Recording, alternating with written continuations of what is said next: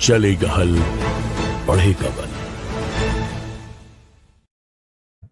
नमस्कार, स्वागत है आपका किसान इंडिया पर। मौसम की अपडेट के साथ हम आपके साथ हाजिर हैं। इस हफ्ते कैसा रहने वाला है मौसम, कब तक ये बारिश जारी रहेगी और अब मौसम से जुड़े आपके क्या सवाल हैं, नीचे कमेंट बॉक्स आपके लिए खुला हुआ है। आप नीचे कमेंट कर सकते हैं अपने सवाल।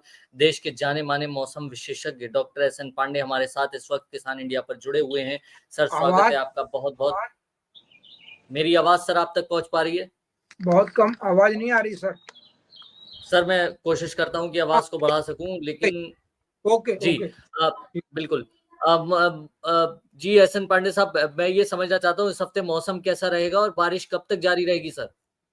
देखिए, जिस तरह से अभी मौसमी सिस्टम उत्तर प्रदेश के ऊपर हमारी ट्रफ लाइन है, ठीक है, इसके साथ ही उसके साथ दो साइक्लोन भी हैं। उसके बाद एक WD है जो साइक्लोन के रूप में अब परिवर्तित हो गया है। तो पूरे उत्तर प्रदेश में, इसी के साथ बिहार में और दिल्ली, पंजाब, हरियाणा, इन सभी जगह रुक रुक कर फुटकर रूप से बारिश होती रहेगी।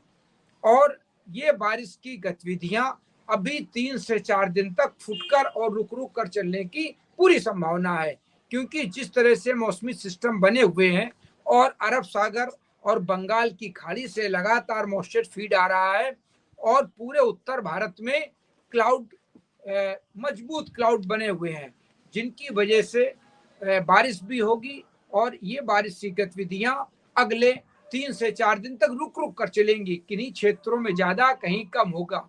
लेकिन जहां तक उत्तर प्रदेश और वेस्टर्न उत्तर प्रदेश और NCR का सवाल है, यहाँ बारिश की गतिविधियां अभी चलने की पूरी संभावना है। लेकिन जो हमारा मध्य भारत है, यहाँ पर बारिश की गतिविधियां थोड़ी कम हो जाएंगी और उनकी इंटेंसिटी भी थोड़ी कम हो जाएगी। लेकिन इसी के साथ जो दक्षिण भारत का नीचे का इलाका है और महाराष्ट्र के गोवा कोंकण से होके केरल तक, केरल में तो अति भारी बारिश की चेतावनी जारी कर दी गई है। केरल में अति भारी बारिश हो सकती है। इसी के साथ आंध्र प्रदेश, तमिलनाडु में भी बारिश होने की संभावना है।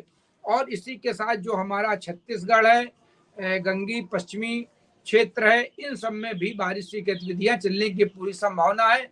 और जो हमारे पूर्वोत्तर राज्य हैं, पूर्वोत्तर राज्यों में अरुणाचल प्रदेश, मणिपुर में ज्यादा बारिश होने की संभावना है। लेकिन अन्य राज्यों में जो भी हमारी 7 सिस्टर्स हैं, वहाँ बारिश की इंटेंसिटी थोड़ी कम रहेगी। और इसी के साथ जो उत्तर प्रदेश का हमारा तराई का रीजन है, नेपाल है और उत्तराखंड है, इनमें बारिश बढ़ेगी। और जब हमारा जो WD है, वो सारे सिस्टम जब इंटरकनेक्ट होंगे, तो ये बारिश हिमाचल प्रदेश और जम्मू कश्मीर में भी बढ़ सकती है।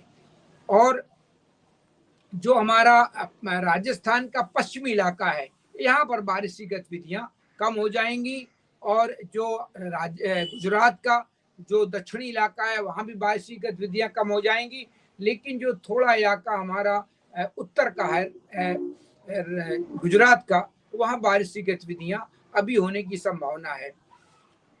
तो जो बुंदेलखंड का इलाका है, वहाँ भी बारिश की गतिविधियां चलती रहेंगी। और मैं आपको एक बात और बताता चलूं कि इस समय पूरे बुंदेलखंड में और उत्तर प्रदेश के कानपुर देहात में, जालौन में, उरई में, महोबा में, घाटमपुर में, सभी जगह बाढ़ है। इसी के साथ प्रयागराज में, बनारस में, प्रयागराज में तो जो 13 का रिकॉर्ड था, उसके ऊपर भी आज जो निशान है, वहाँ का खतरे का निशान है, उसको भी उसने पार कर लिया है। और शायद 86 या 100 दिख रहा था। तो 13 का भी रिकॉर्ड टूट गया है। 13 में बहुत भारी बारिश प्रयागराज में हुई थी। तो आप देखिए, पूरी हमारी जो प्रयागराज है एकदम डूबा हुआ है। बहुत से गांव, जो भी तटवर्ती इलाके हैं हमारे प्रयागराज के, जो संगम के आसपास के जितने भी इलाके हैं, सब जगह बिल्कुल जलमग्न है।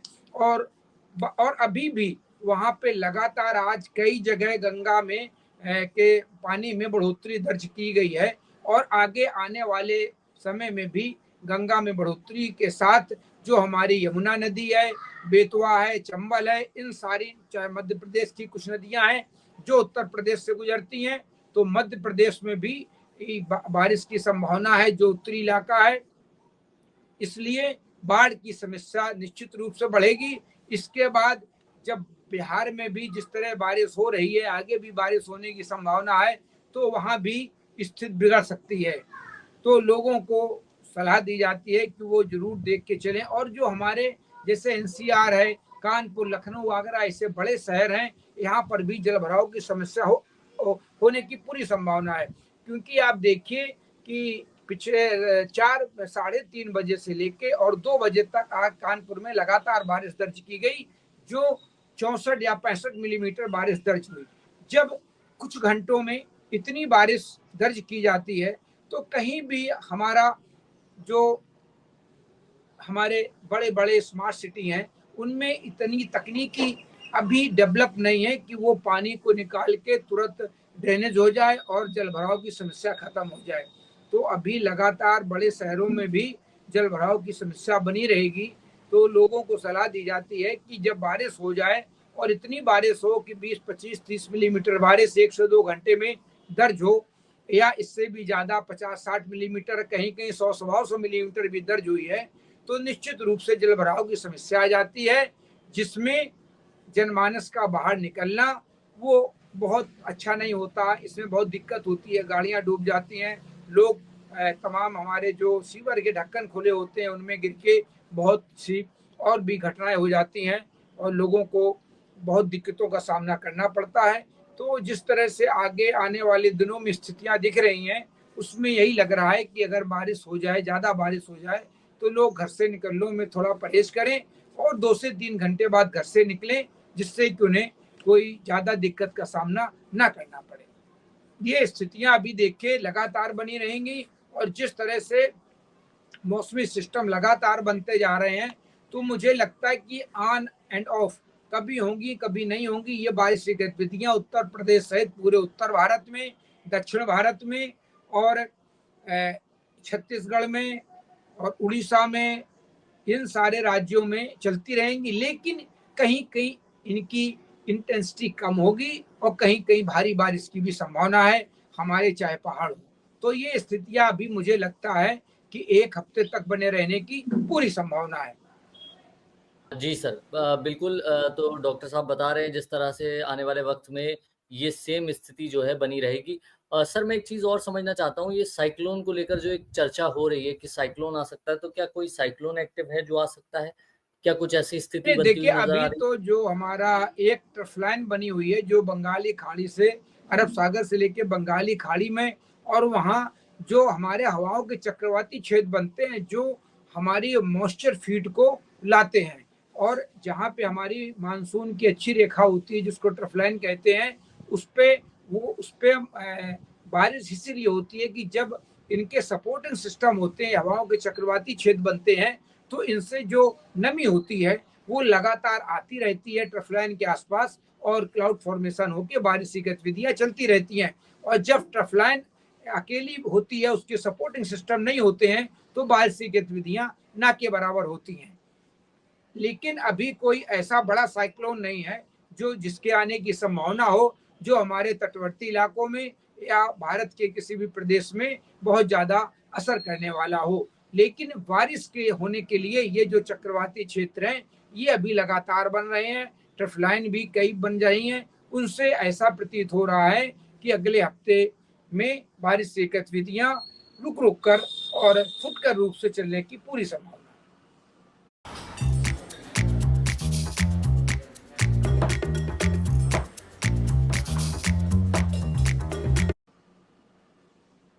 बिल्कुल सर, बिल्कुल। सर एक चीज़ और मैं समझना चाह रहा हूँ कि क्या वाक़ई में मॉनसून जो है अपनी रफ़्तार सही पकड़े हुए है? और क्या बिल्कुल अभी जो जी, जी, मानसून मॉनसून सही देखिए, जी, जी, बताएं, जी, जी सर।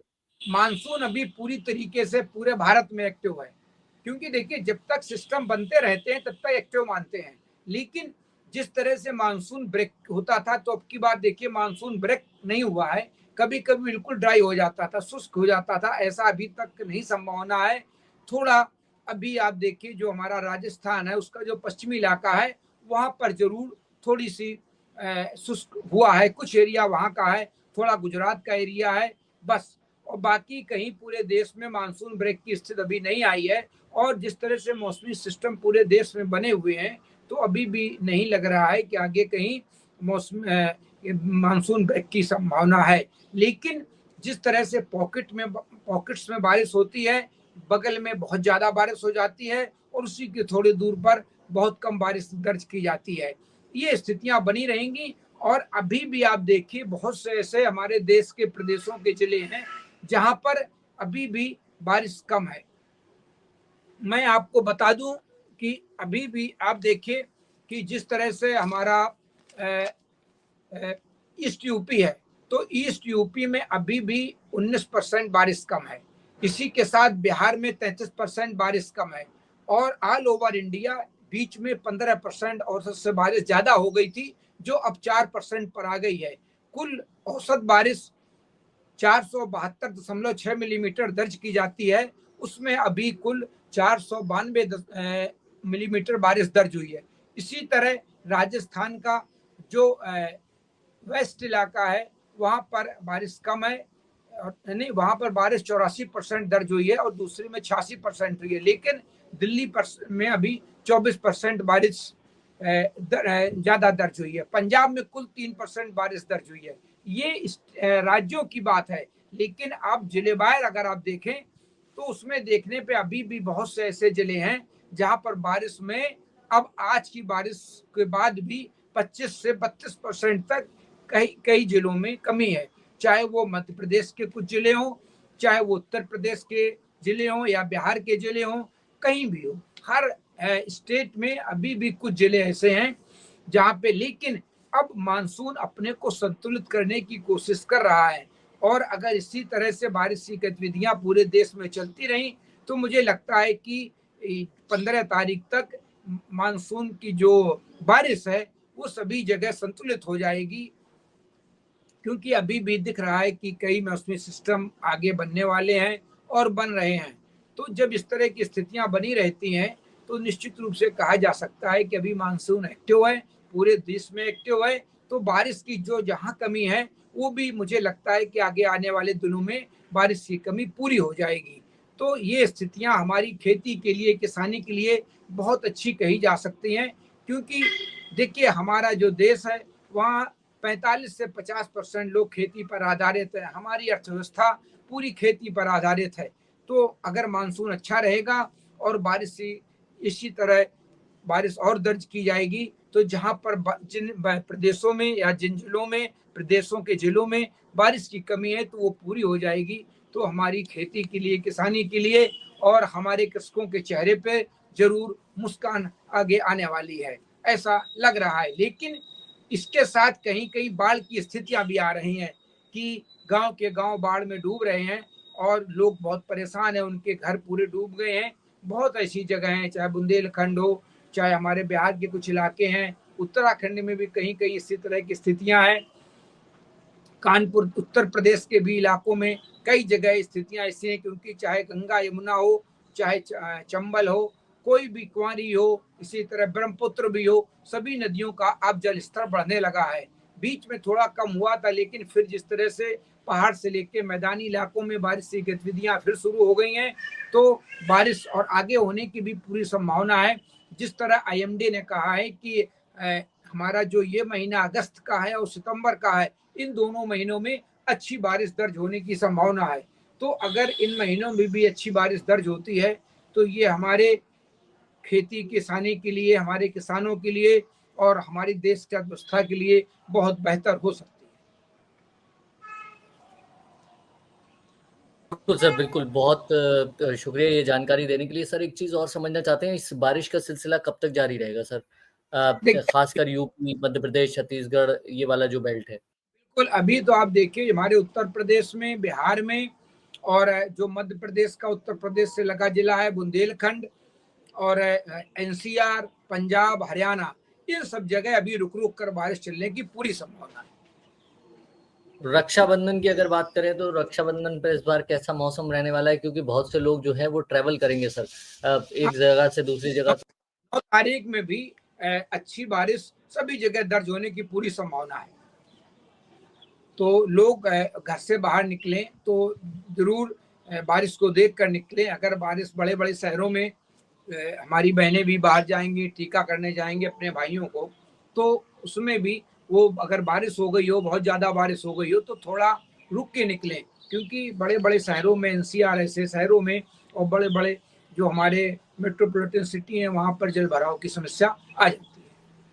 सर, ऐसे में जब बारिश हो रही है, ग्रामीण इलाकों में बिजली कड़क रही है और कई सारे हादसे भी हम लोगों ने सुने हैं कि बिजली गिरने के हादसे हैं, तो ऐसी स्थिति में आप क्या सुझाव देते हैं उन ग्रामीणों को, उन खेती करने वाले लोगों को और साथ साथ शहर के लोगों को कि वो किस तरह बचकर रहें, आम जनजीवन पर जिसका असर ना पड़े, जान या मानहानि जो है वो ना हो, तो किस तरह आप सुझाव देते हैं कि किस तरह सतर्क रहें? क्योंकि इस बीच लगातार बिजली की खबरें आ रही हैं, लगातार करंट लगने की घटनाएं हो रही हैं, पशुओं को लगातार कई जगह बिजली के खंभों से करंट लग गया, तो इस तरह की अगर जो घटनाएं होती हैं इससे कैसे बचा जा सकता है?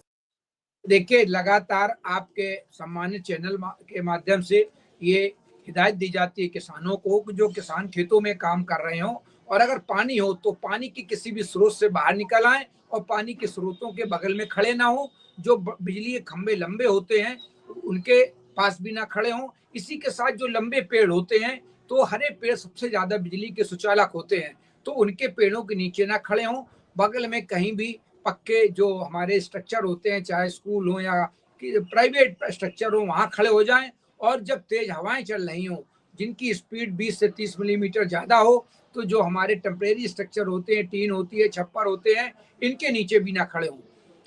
क्योंकि आगे आप देखिए जिस तरह से बिजली की घटनाएं लगातार बढ़ रही हैं, जिस तरह क्लाइमेट हमारी बदल रही है, तो बिजली की घटनाएं बहुत ज्यादा हो रही हैं। आप देखेंगे कि अभी एक रिकॉर्ड कायम हुआ है किसी देश में कि वो इतनी लंबी बिजली की लाइन देखी गई है, जो एक रिकॉर्ड है, वो कई 100 किलोमीटर की बिजली की लाइन देखी गई है। तो उससे वैज्ञानिकों ने ये कहा है कि अगर ऐसी स्थितियां आगे आने वाले दिनों में भारत में भी हो सकती हैं, तो निश्चित रूप से ये चिंताजनक है कि इस तरह की अगर बिजली की घटनाएं होती हैं तो उसमें जनहानि, पशुहानि और आर्थिक नुकसान बहुत होता है।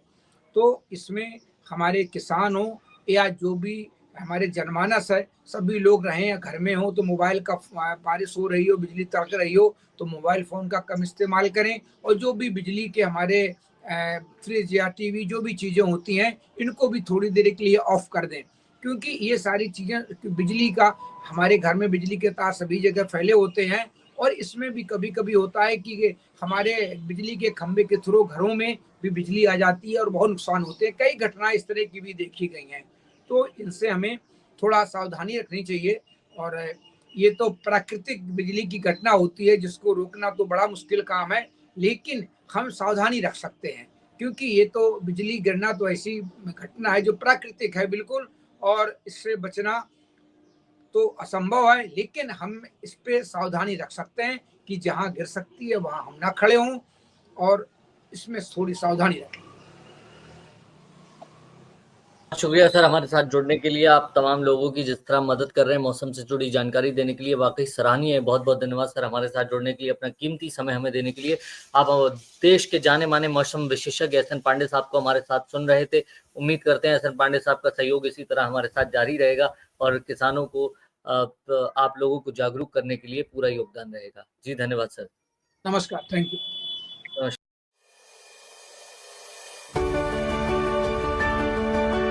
उस फील्ड में हम खेलते थे, यही फील्ड हमें खिलाती है। वहां दिल लुभाते शॉट्स या जिंदगी चलाने वाले किसान की मेहनत, किसान का साथ, इंडिया की बात, किसान इंडिया।